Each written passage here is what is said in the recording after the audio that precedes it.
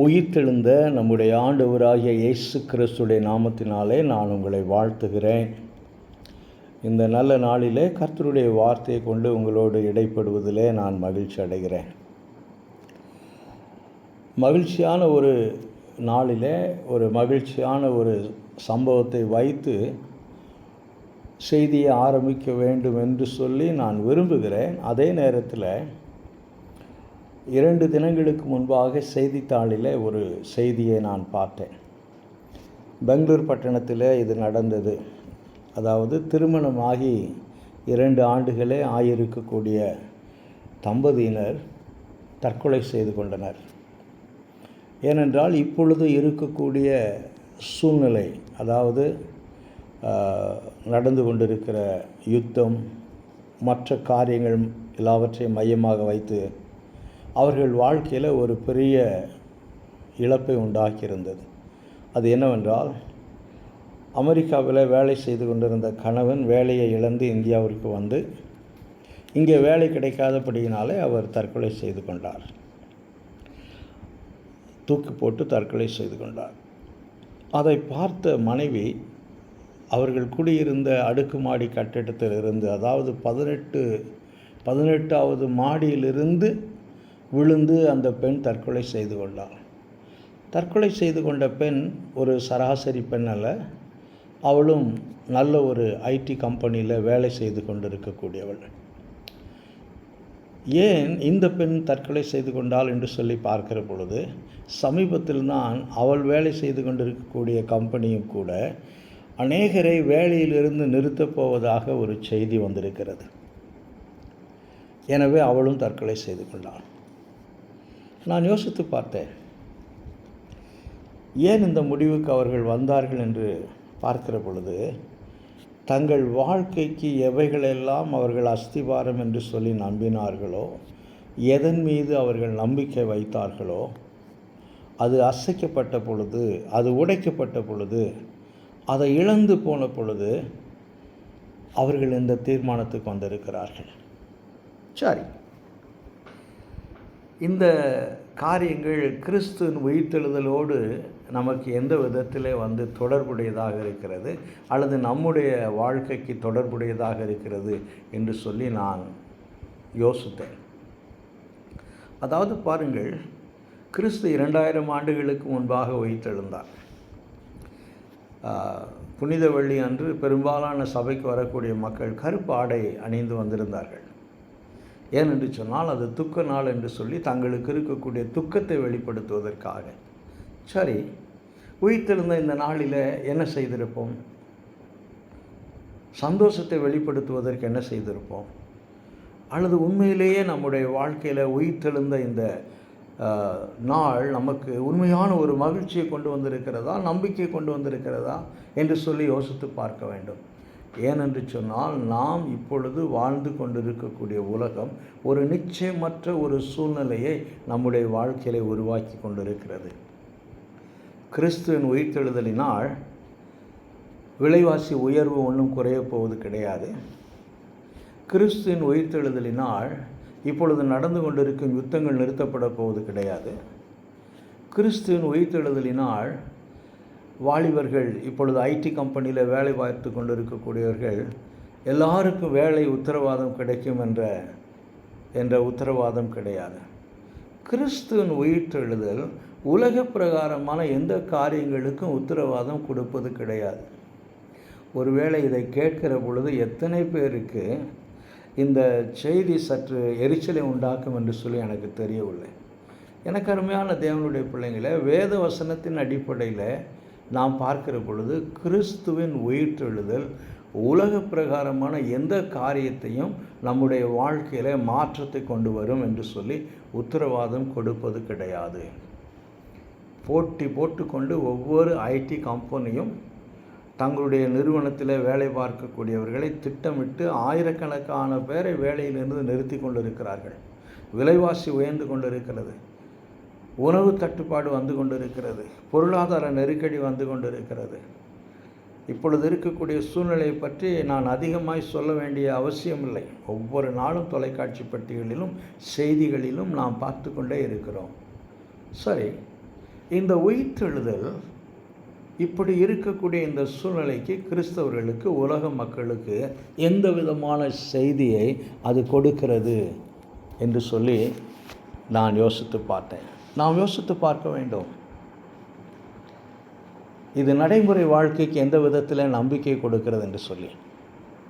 எனக்கு அருமையான தேவனுடைய பிள்ளைங்களே, 1வது நூற்றாண்டில் கிறிஸ்தவர்கள், குறிப்பாக விசுவாசிகள், தங்களுடைய விசுவாசத்து நிமித்தமாக அநேக இழப்புகளை சந்தித்து கொண்டிருக்கிறார்கள், அநேக துன்பங்களை சந்தித்து கொண்டிருக்கிறார்கள். அவர்கள் வாழ்க்கையும் ஒரு நிச்சயமற்ற ஒரு திசையை நோக்கி போய் கொண்டிருக்கிறது.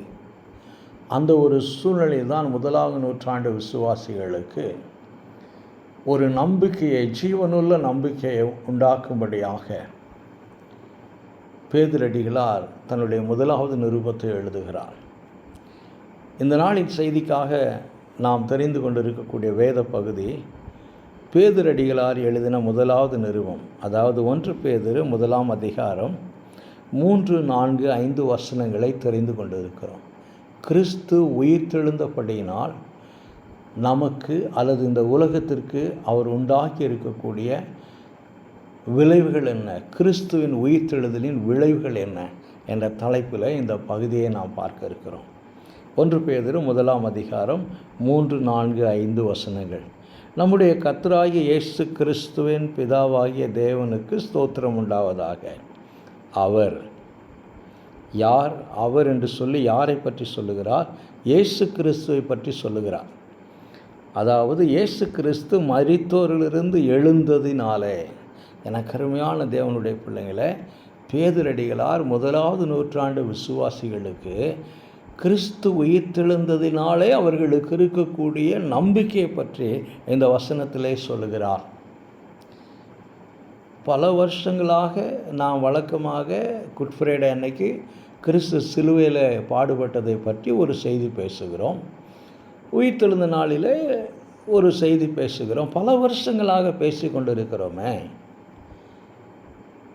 ஒவ்வொரு முறையும் பெரும்பாலான சபைகளில் ஸ்திரீகள் அதிகாலையில் கல்லறைக்கு போனார்கள்.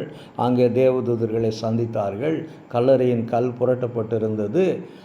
அவர் இங்கே இல்லை என்று தேவதூதர்கள் சொன்னார்கள். ஸ்திரீகள் திரும்பி வந்தார்கள் என்று சொல்லி நாம் பேசிக்கொண்டே இருக்கிறோம். ஆனால் பேதுரடிகளார் ஒரு வித்தியாசமான காரியத்தை 1வது நூற்றாண்டு விசுவாசிகளுக்கு சொல்ல விரும்புகிறார். கிறிஸ்து உயிர்த்தெழுந்ததினாலே அழியாததும் மாசற்றதும் வாடாததும் ஆகிய சுதந்திரத்திற்கு ஏதுவாக ஜீவனுள்ள நம்பிக்கை உங்களுக்கு உண்டாயிருக்கிறது. கிறிஸ்து உயிர்த்தெழுந்தபடியினாலே ஜீவனுள்ள நம்பிக்கை உண்டாகும்படி தமது மிகுந்த இரக்கத்தின்படியே நம்மை மறுபடியும் ஜெனிப்பித்தார். 5வது வசனம். கடைசி காலத்திலே வெளிப்பட ஆயத்தமாக்கப்பட்டிருக்கிற ரட்சிப்புக்கு ஏதுவாக விசுவாசத்தை கொண்டு தேவனுடைய பலத்தினாலே காக்கப்பட்டிருக்கிற உங்களுக்கு அந்த சுதந்திரம் பரலோகத்திலே வைக்கப்பட்டிருக்கிறது என்று 1வது நூற்றாண்டு விசுவாசிகளுக்கு வாழ்க்கையில் பல காரியங்களை இழந்து கொண்டு நம்பிக்கையற்ற ஒரு சூழ்நிலையில் வாழ்ந்து கொண்டிருக்கிறவர்களுக்கு பேதுரடிகளார் இந்த காரியத்தை எழுதுகிறார். எனக்கு அருமையான தேவனுடைய பிள்ளைங்களை, பேதுரடிகளார் சொல்லுகிற காரியம் கிறிஸ்துவின் உயிர்த்தெழுதல், கிறிஸ்து உயிர்த்தெழுந்தபடியினாலே ஒரு ஜீவனுள்ள நம்பிக்கையை விசுவாசிகளுக்கு உண்டாக்கி இருக்கிறது. கிறிஸ்துவின் உயிர்த்தெழுதல் ஒரு மகிமையான நம்பிக்கையை உண்டாக்கி இருக்கிறது. கிறிஸ்துவின் உயிர்த்தெழுதல் ஒரு பெரிய நம்பிக்கையை, உன்னதமான நம்பிக்கையை, நித்தியமான நம்பிக்கையை, ஒரு மாசற்ற நம்பிக்கையை, வாடாத நம்பிக்கையை, ஒரு நிச்சயமான நம்பிக்கையை கிறிஸ்து உயிர்த்தெழுந்தபடியினாலே விசுவாசிகளுக்கு உண்டாக்கப்பட்டிருக்கிறது என்று சொல்லி பேதுரடிகளார் சொல்லுகிறார். அது என்ன? அது என்ன ஜீவனுள்ள நம்பிக்கை? அது என்ன மாசற்ற நம்பிக்கை? அது என்ன வாடாத நம்பிக்கை, நித்தியமான நம்பிக்கை என்று சொல்லி பார்க்கிற பொழுது, கிறிஸ்து உயிர்த்தெழுந்தபடியினாலே, ஆண்டவராக இயேசு கிறிஸ்து உயிர்த்தெழுந்தபடியினாலே அந்த உயிர்த்தெழுதலை விசுவாசிக்கிறவர்களாகிய விசுவாசிகளும் அவர்கள் யாராக இருந்தாலும் சரி, அவர்களும் உயிர்த்தெழுவார்கள் என்ற அந்த ஜீவனுள்ள நம்பிக்கை அது உண்டாக்கி இருக்கிறது. ஏனென்றால் கிறிஸ்து உயிர்த்தெழுந்தபடினாலே அதை விசுவாசிக்கிறவர்கள் முதலாவது அவர்கள் உயிர்த்தெழுவார்கள் என்ற நம்பிக்கை அது உண்டாக்கி இருக்கிறது. அடுத்து பார்க்கிற பொழுது மறுபடியும் பிறந்த அனுபவத்தை அவர்களுக்கு அது கொடுத்திருக்கிறது என்று சொல்லுகிறார். மூன்றாவதாய் பார்க்கிற பொழுது அவர்கள் நித்திய ஜீவனை பெறுவார்கள் என்ற நிச்சயத்தை கிறிஸ்துவின் உயிர்த்தெழுதல் உண்டாக்கி இருக்கிறது. அடுத்து பார்க்கிற பொழுது ஒரு அழியாத மாசற்ற சுதந்திரம் அவர்களுக்கு இருக்கிறது என்று சொல்லுகிறார். கிறிஸ்து உயிர்த்தெழுந்தபடியினாலே இந்த வசனத்தை நாம் மிகவும் கவனமாக மிகவும் கருத்தோடு நாம் வாசிக்க வேண்டும். ஏனென்று சொன்னால் அவர், அதாவது இயேசு கிறிஸ்து மரித்தோரிலிருந்து எழுந்ததினாலே, கிறிஸ்து உயிர்த்தெழுந்ததினாலே என்று பேதுரடிகளார் 1வது நூற்றாண்டு விசுவாசிகளுக்கு அவர் நினைப்பூட்ட விரும்புகிறார், ஆறுதல் படுத்த விரும்புகிறார், தைரியப்படுத்த விரும்புகிறார், உற்சாகப்படுத்த விரும்புகிறார். அவர்கள் தங்களுடைய விசுவாச வாழ்க்கையில் தொடர்ந்து வாழ்வதற்கான ஆதாரத்தை அவர்களுக்கு சொல்ல விரும்புகிறார். ஏனென்று சொன்னால் அவர்கள் இந்த உலகத்திலே பலவிதமான இழப்புகளை அவர்கள் சந்தித்து கொண்டிருக்கிறார்கள். கிறிஸ்துவின் உயிர்த்தெழுதல் இந்த உலக பிரகாரமான இழப்புகளுக்கு எந்த விதமான உத்தரவாதம் அவர்களுக்கு கொடுப்பது கிடையாது. ஒருவேளை அவர்கள் வேலை இழந்து போயிருக்கலாம், ஒருவேளை அவர்கள் வீடு வாசல்களை இழந்து போயிருக்கலாம், ஒருவேளை தங்களுடைய சொத்துக்களை அவர்கள் பறிகொடுத்திருக்கலாம். எல்லாமே விசுவாசத்தின் நிமித்தமாக நடந்தது. கிறிஸ்து உயிர்த்தெழுந்தபடியினாலே நீங்கள் இழந்து போன சொத்துக்களை மீண்டும் பெற்றுக்கொள்வீர்கள் என்று பேதுரடிகளார் சொல்லவில்லை. கிறிஸ்து உயிர்த்தெழுந்தபடியினாலே உங்களுக்கு வேலை மீண்டும் கிடைக்கும் என்று சொல்லி பேதுரடிகளார் சொல்லவில்லை. கிறிஸ்து உயிர்த்தெழுந்தபடியினாலே உங்களுக்கு சரீரத்தில் எந்த விதமான வியாதி வராது என்று சொல்லி பேதுரடிகளார் சொல்லவில்லை. கிறிஸ்து உயிர்த்தெழுந்தபடியினாலே நீங்கள் மரிக்க மாட்டீர்கள், உங்களுக்கு மரணம் வராது, உங்களுக்கு வறுமை வராது, உங்களுக்கு பூமிக்குரிய வாழ்க்கையில் பிரச்சனை வராது என்று சொல்லி பேதுரடிகளார் சொல்லவில்லை. இந்த வசனம் ஒரு மேன்மையான காரியங்களை பற்றி பேசுகிறது. கிறிஸ்தவ வாழ்க்கைக்கு மிகவும் அவசியமான உண்மையை பற்றி, கிறிஸ்தவ வாழ்க்கைக்கு மிகவும் ஒரு ஆரோக்கியமான உபதேசத்தை பேதுரடிகளார் மிக சுலபமாக தன்னுடைய இந்த கடிதத்தின் மூலமாக, இந்த நிருபத்தின் மூலமாக விசுவாசிகளுக்கு அவர் நம்பிக்கை கொடுக்க விரும்புகிறார். கிறிஸ்துவின் உயிர்த்தெழுதல் ஒரு ஜீவனுள்ள நம்பிக்கையை விசுவாசியினுடைய வாழ்க்கையில் உண்டாக்கி இருக்கிறது. அது என்ன? அவர்களும் இயேசு கிறிஸ்துவை யாரெல்லாம் விசுவாசிக்கிறார்களோ அவர்களும் உயிர்த்தெழுவார்கள் என்ற நம்பிக்கை அது உண்டாக்கி இருக்கிறது. அவர்கள் மறுபடியும் பிறந்த அனுபவத்தை பெற்றவர்கள் என்ற நிச்சயத்தை அது கொடுத்திருக்கிறது. அவர்கள் நித்திய ஜீவனை பெறுவார்கள் என்ற நம்பிக்கை அது கொடுத்திருக்கிறது. மேலும் ஒரு அழியாத மாசற்ற சுதந்திரம் அவர்களுக்கு பரலோகத்திலே வைக்கப்பட்டிருக்கிறது என்ற ஒரு நம்பிக்கையை கொடுத்திருக்கிறது. அந்த சுதந்திரம் நிச்சயமானது, அந்த சுதந்திரம் நிரந்தரமானது, அந்த சுதந்திரம், அந்த பரலோகத்தில் அவர்களுக்கு வைக்கப்பட்டிருக்கிற அந்த சுதந்திரம் அழியாதது, மாசற்றது, ஒருவராலும் ஒரு காலும் பறிக்க முடியாதது. உதாரணத்துக்கு, நம்மிடத்திலே உலக பிரகாரமான பொருள் ஏதாவது இருக்கும் என்றால், ஒருவேளை ஒரு வாகனமோ அல்லது ஏதோ ஒரு காரியம், ஒரு எளிமையான உதாரணம் சொல்ல வேண்டும் என்றால், நம்முடைய பாக்கெட்டில் இருக்கக்கூடிய பணம், காலையில் நம்முடைய பாக்கெட்டில் இருக்கக்கூடிய பணம், யோசித்து பாருங்கள்.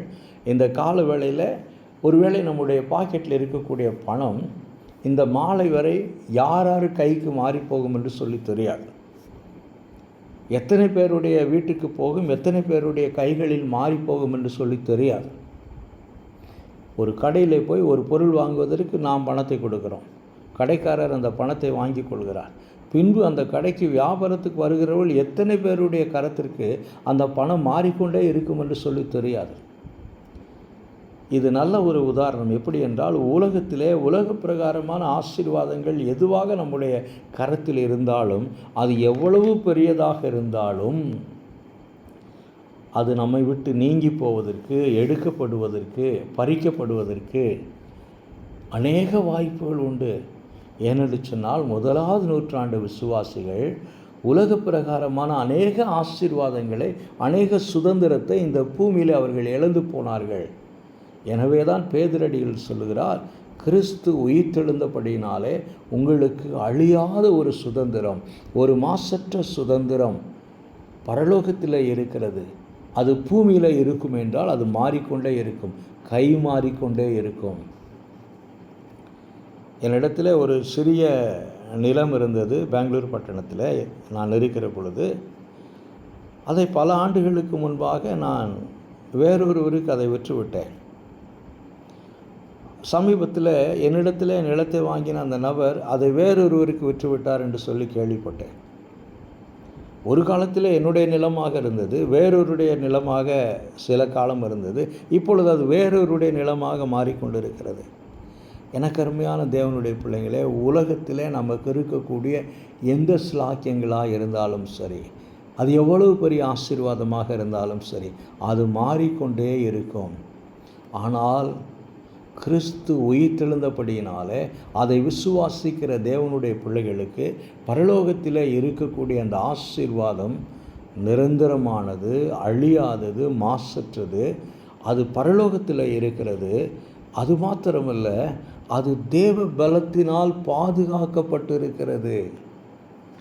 தேவனுடைய பலத்தினால். கர்த்தருடைய வார்த்தை சொல்வதை நாம் வாசிக்க வேண்டும். பாருங்கள், 5வது வசனத்தில், கடைசி காலத்திலே வெளிப்பட ஆயத்தமாக்கப்பட்டிருக்கிற ரட்சிப்புக்கு ஏதுவாக விசுவாசத்தை கொண்டு தேவனுடைய பலத்தினாலே காக்கப்பட்டிருக்கிற உங்களுக்கு அந்த சுதந்திரம் பரலோகத்தில் வைக்கப்பட்டிருக்கிறது. ஆக பரலோகத்தில் நமக்கு ஒரு நிச்சயமான சுதந்திரம், மாசற்ற ஒரு சுதந்திரம் தேவ பலத்தினால் இருக்கிறது. கடைசியாய் பேதுரடிகளார் சொல்லுகிற பொழுது, இது கடைசி காலத்தில் கிறிஸ்து வெளிப்படுகிற பொழுது உங்கள் விசுவாசத்திற்கு ஏதுவான பலனாக அது உங்களுக்கு கொடுக்கப்படும் என்று சொன்னார். ஏறக்குறைய நீங்கள் இதை கணக்கிட்டு பார்ப்பீர்கள் என்றால் ஒரு 7 அல்லது 8 விதமான காரியத்தை கிறிஸ்து உயிர்த்தெழுந்தபடியினாலே தேவன் நமக்கு கொடுக்கக்கூடிய உத்தரவாதமாக, வாக்குத்தத்தமாக, அல்லது ஒரு உறுதியான காரியமாக பேதுரடிகளார் சொல்லுகிறார்.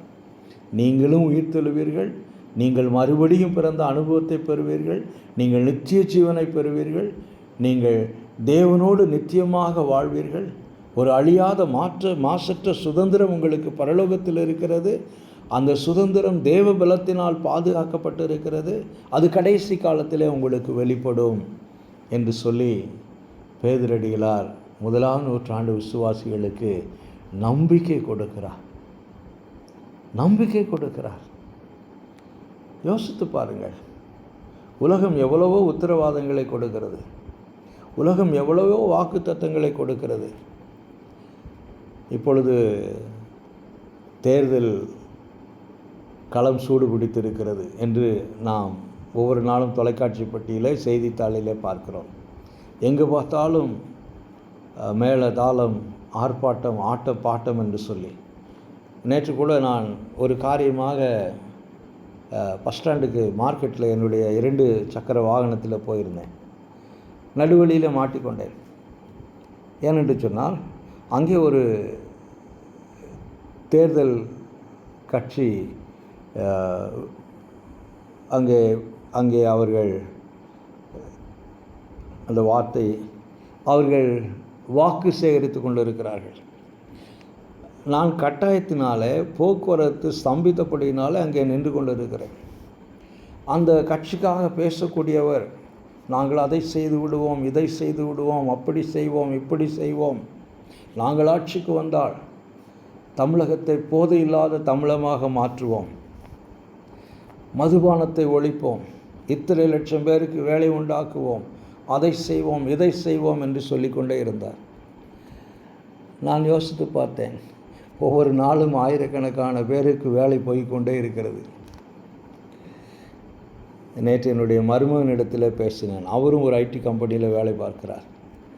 அவர் பேசுகிற பொழுது சீரியஸாகவும் அதே நேரத்தில் தமாஷாகவும் ஒரு வார்த்தை சொன்னார். காலையில் எழுந்தவுடனே லேப்டாப்பை திறந்து பார்த்த பிறகு தான் நாம் இன்னும் கம்பெனியில் இருக்கிறோமா, நம்மை வேலை விட்டு தூக்கி விட்டார்களா என்று பார்த்த பிறகு தான் தெரியும் என்றார். ஏனென்றால் அந்த அளவுக்கு மோசமான நிலைமையை நோக்கி நாம் போய் கொண்டிருக்கிறோம். சிலிண்டர் புக் பண்ணியிருக்கிறோம், எப்போ வரும்னே தெரியாது. அதுக்குள்ளே ஒருத்தர் சொல்கிறார், நாங்கள் ஆட்சிக்கு வந்து 6 சிலிண்டர் கொடுப்போம் அப்படின்னு. இப்போ காசு கொடுத்து நாங்கள் கேட்குற எங்களுக்கே சிலிண்டர் கொடுக்க வந்து எந்த விதமான வாய்ப்பு இல்லாத ஒரு சூழ்நிலை. போதையை ஒழிப்போம், போதையில்லா தமிழ்நாட்டை உருவாக்குவோம் அப்படின்னு அவர் மேலேருந்து வாகனத்திலேருந்து பேசிக்கிட்டு இருக்கிறார். கொஞ்ச நேரம் கழித்து அந்த கூட்டம் கடந்து போகணும். ஸோ நான் அந்த கூட்டத்தில் மாட்டிக்கிட்டு இருக்கிறேன். திடீர்னு வந்து ஒரு 5-6 வாலிப பசங்க வந்தாங்க. அதில் ஒரு பெரியவர் வந்திருந்தார். அவரும் எல்லோரும் கட்சி அந்த ஒரு துண்டை ஒன்று தோளில் போட்டிருந்தாங்க. ஒரு பெரியவர் என் முன்னாடி வந்து நின்றுட்டு, இந்த வழியாக போகாது, இப்படி போ அப்படின்னு ஒரு மாதிரி குளறி தடுமாறி பேசினார். மேலே இருக்கிற தலைவர் பேசிகிட்டு இருக்கிறாரு, நாங்கள் மதுவை ஒழிப்போம், நாங்கள் போதையில்லா தமிழகத்தை உருவாக்குவோம் என்று சொல்லி.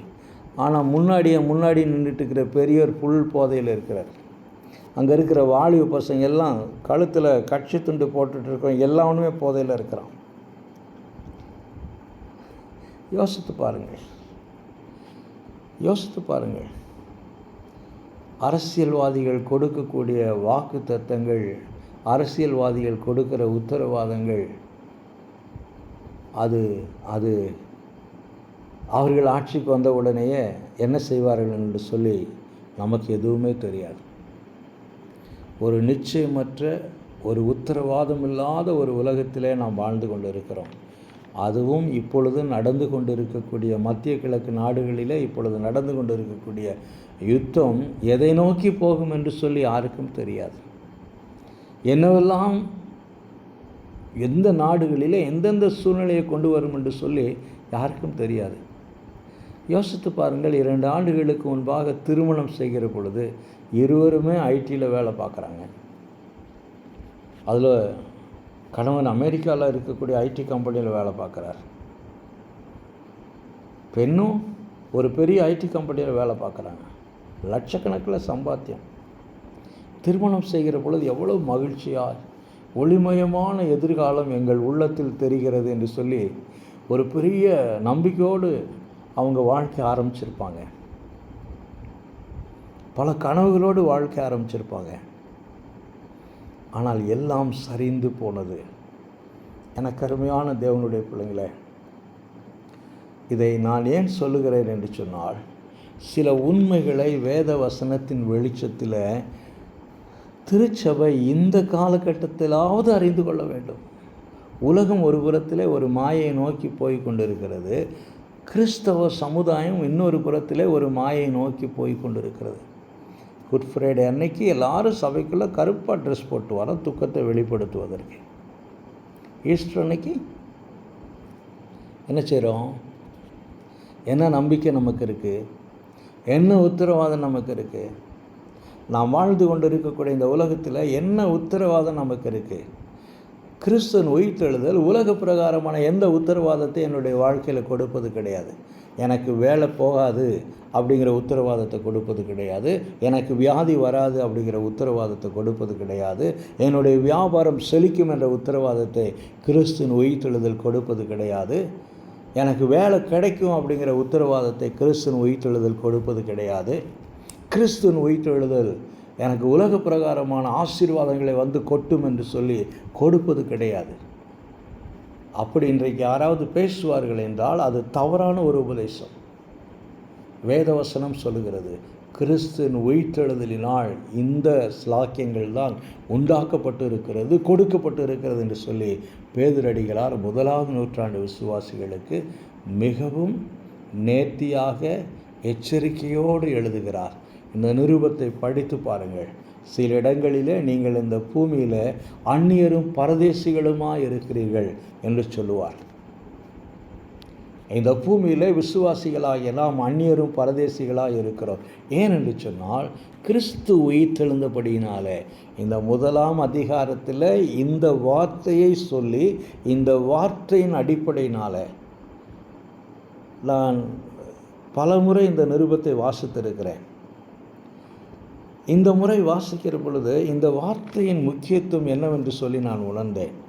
அதாவது மரித்தோரிலிருந்து கிறிஸ்து எழுந்ததினாலே, மரித்தோரிலிருந்து கிறிஸ்து எழுந்ததினாலே என்று சொல்லி இந்த 5 அதிகாரங்களில் இந்த உண்மையை அடிப்படையாக வைத்து விசுவாசிகள் இந்த பூமியில் வாழுகிற பொழுது என்ன செய்ய வேண்டும், கிறிஸ்து உயிர்த்தெழுந்தார் என்ற உண்மையை மையமாக வைத்து விசுவாசிகள் இந்த பூமியிலே வாழுகிற பொழுது எப்படி வாழ வேண்டும், எந்த நம்பிக்கையோடு அவர்கள் வாழ வேண்டும் என்பதை பேதுரடிகளார் எழுதுவதை நான் பார்க்கிறேன். எனக்கு அருமையான தேவனுடைய பிள்ளைங்களை, 2000 ஆண்டுகளுக்கு முன்பு கிறிஸ்து உயிர்த்தெழுந்தார். கிறிஸ்துவின் உயிர்த்தெழுதல் சுவிசேஷங்களில் எல்லா சுவிசேஷத்திலும் எழுதப்பட்டிருக்கிறது. மத்தேயு, மார்க், லூக்கா, யோவான் என்று சொல்லி 4 சுவிசேஷங்களும் எழுதப்பட்டிருக்கிறது.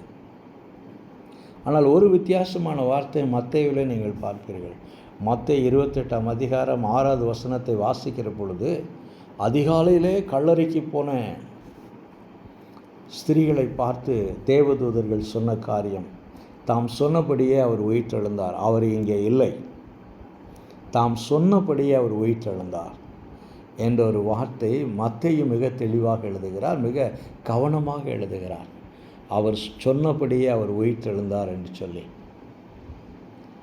எனக்கு அருமையான தேவனுடைய பிள்ளைகளே, ஆண்டவராய் இயேசு கிறிஸ்து மாத்திரமே அவர் சொன்ன வார்த்தைகளை, வாக்குத்தத்தங்களை நிறைவேற்றுகிறவர்.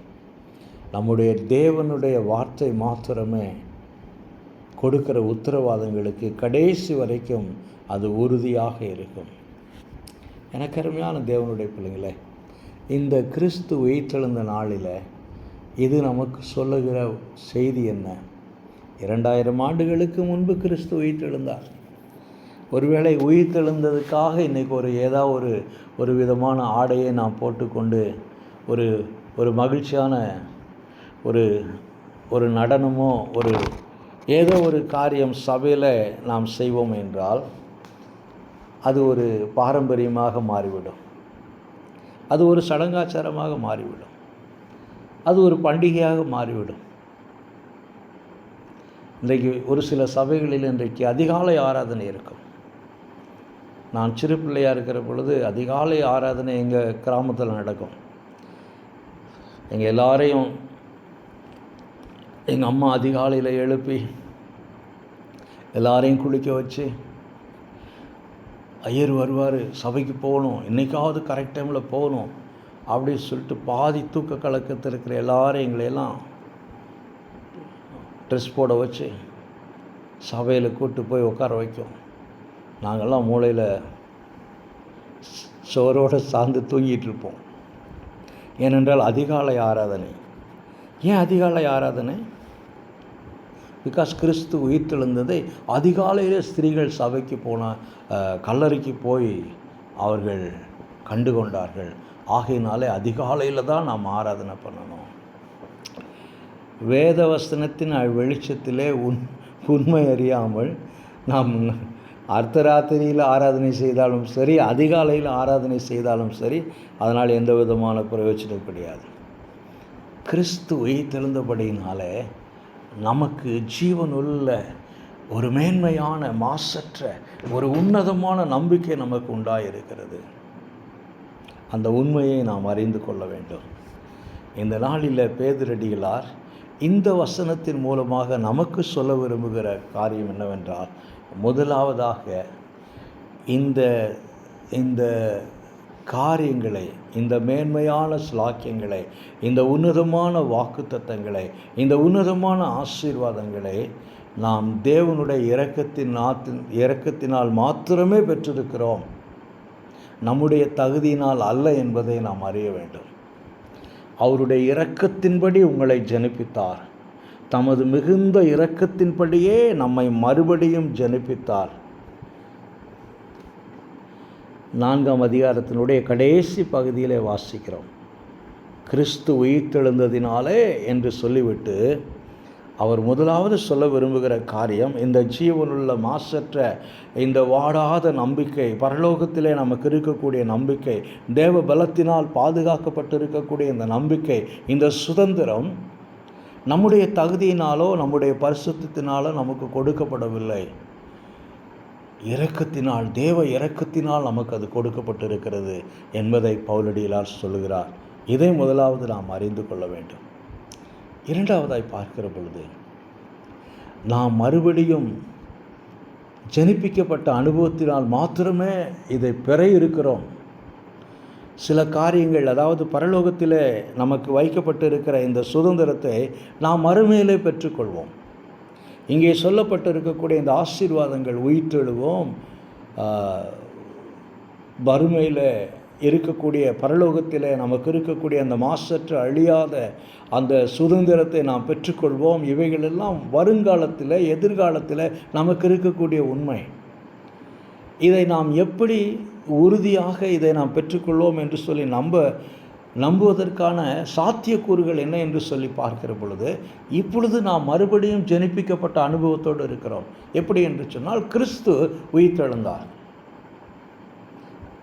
ஆக இரண்டாவதாக இந்த மேன்மையான காரியங்களை நாம் மறுபடியும் ஜனிப்பிக்கப்பட்ட அனுபவத்தினால் மாத்திரமே பெற இருக்கிறோம் என்பதை நாம் அறிய வேண்டும்.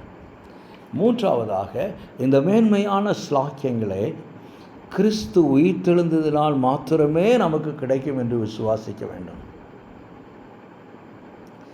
ஆக இந்த 3 உண்மைகளை நாம் அறிந்திருக்க வேண்டும். இந்த 3 காரியங்களை, இந்த 3 சத்தியத்தை நாம் அறிந்தவர்களாக இருக்க வேண்டும். கடைசியாக இவைகளை குறித்து நிச்சயமற்ற, ஒரு ஞானமற்ற நிலையில் நாம் இருப்போம் என்றால், இந்த உண்மைகளை வேத வசனத்தின் அடிப்படையில் நாம் அறியாதவர்களாக இருப்போமே என்றால், இந்த உயிர்த்தெழுதல் நமக்கு வழக்கமாக வருஷம் வருஷம் வருகிற ஒரு பண்டிகைகளில் ஒன்றாக இருக்கும். இதை கேட்கிற பொழுது ஒரு சிலருக்கு பிரியமில்லாமல் இருக்கும். ஆனால் இதுதான் உண்மை. தேவனுடைய இரக்கத்தினால் நாம் இவைகளை பெறுவோம். நாம் மறுபடியும் ஜனிப்பிக்கப்பட்ட அனுபவத்தில் இருந்தால் இதை பெறுவோம். கிறிஸ்து உயிர்த்தெழுந்தார் என்ற உண்மையை நாம் வேதவசனத்தின் வெளிச்சத்திலே அறிவோம் என்றால் இவைகளை நாம் பெறுவோம். இல்லை என்றால் இது ஒரு பண்டிகையாக இருக்கும், இது ஒரு சடங்காச்சாரமாக இருக்கும். எனக்கு அருமையான தேவனுடைய பிள்ளைங்களே, கிறிஸ்து உயிர்த்தெழுந்தபடியினால இந்த ஜீவனுள்ள நம்பிக்கை நமக்கு கொடுக்கப்பட்டிருக்கிறது. நாம் உயிர்த்தெழுவோம் என்ற நம்பிக்கை நமக்கு கொடுக்கப்பட்டிருக்கிறது. நித்திய ஜீவனை பெற்றுக்கொள்வோம் என்ற நம்பிக்கை நமக்கு கொடுக்கப்பட்டிருக்கிறது.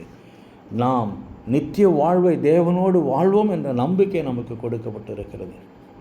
ஒரு அழியாத சுதந்திரம் நமக்கு பரலோகத்தில் இருக்கிறது என்று சொல்லி கிறிஸ்துவின் உயிர்த்தெழுதல் நமக்கு ஒரு நிச்சயத்தை கொடுக்கிறது.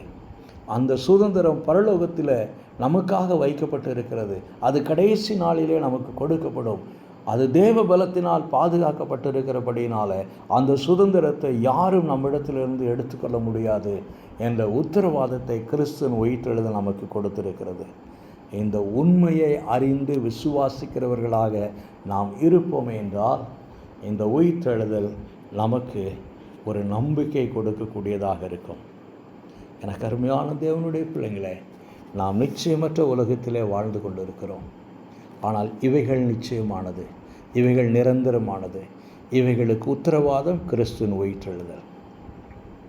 யோசித்து பாருங்கள், கிறிஸ்துவின் உயிர்த்தெழுதல் இந்த மேன்மையான நம்பிக்கையை நமக்கு கொடுத்திருக்கிறதா, அல்லது ஒரு சடங்காச்சாரமாக பாரம்பரியமாக இந்த உயிர்த்தெழுதலின் நாளை நாம் கொண்டாடுகிறோமா? கர்த்ததாமே தம்முடைய வார்த்தை கொண்டு, பரிசுத்த ஆவியானவரை கொண்டு உங்களுக்கு நம்பிக்கை கொடுப்பாராக. இந்த வார்த்தை கொண்டு உங்களோடு பேசுவாராக. ஆமென்.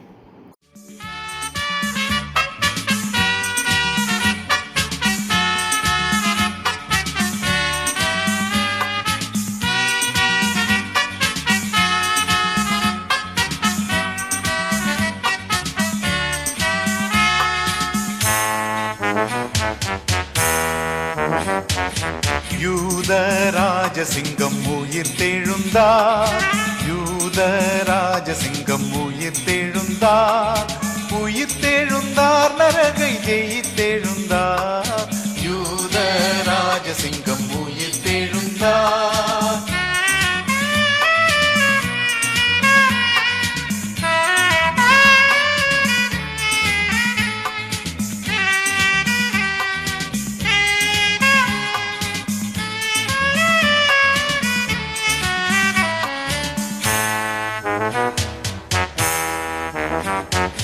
மரணத்தின் சங்கிலிகள் தெரிப்பட்டன, தெரிப்பட்டன, நொடியில் முறிப்பட்டன, யூத ராஜசிங்கம் உயிர் தெழுந்தார்.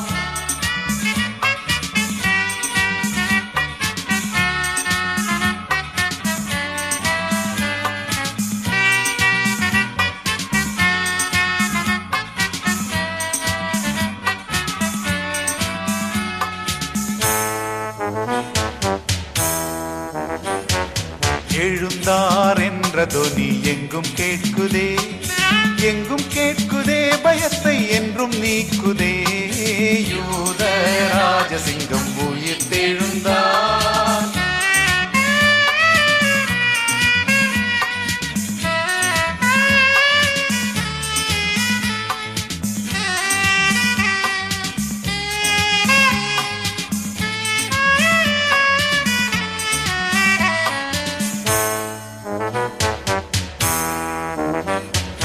மரித்த கிறிஸ்து இனி மரிப்பதில்லை, மரிப்பதில்லை, இனி மரிப்பதில்லை, யூத ராஜசிங்கம் உயிர் தெழுந்தார்.